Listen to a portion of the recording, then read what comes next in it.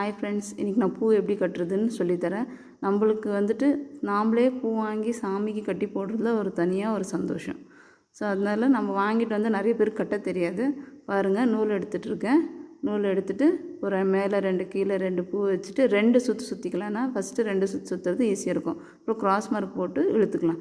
பாருங்க, ரொம்ப அழுத்தம் கொடுத்து இழுக்காதீங்க. இவ்வளோ தான், 2 ரவுண்டு 2 கிராஸ் போட்டு இவ்வளோ தான். நிறைய பேர் வந்து அந்த கிராஸை வந்து 2 3 மடுப்பு எடுப்பாங்க. அப்படி எடுக்காதீங்க. பாருங்க, இந்த மாதிரி நல்லா டைட்டாக கட்டிட்டிங்கன்னா ஒன்ஸு அது விழக்கூட விழாது. அதுக்கப்புறம் வந்து அடுத்தது நம்ம கட்டிகிட்டே போகலாம். நம்ம ஆக்சுவலி பூ வாங்கி விரிசி போட்டுக்கணும். விரிசி போட்டால் தான் ஈஸியாக இருக்கும், நம்மளுக்கு எடுக்கிறதுக்கும் சௌகரியமாக இருக்கும், ஈஸியாக கட்டிட்டு போயிட்டே இருக்கலாம். அதே மாதிரி பாருங்கள் ஃப்ரெண்ட்ஸ், அடுத்ததாக நம்ம கட்டிட்டு ஃபைனலாக வந்து எப்படி கட்டியிருக்கேன்றதை நான் காமிக்கிறேன். ஸோ உங்களுக்கு இந்த வீடியோ பிடிச்சிருந்தா லைக் பண்ணுங்கள், ஷேர் பண்ணுங்கள், கமெண்ட் பண்ணுங்கள், மறக்காமல் சப்ஸ்கிரைப் பண்ணுங்கள். தேங்க்யூ.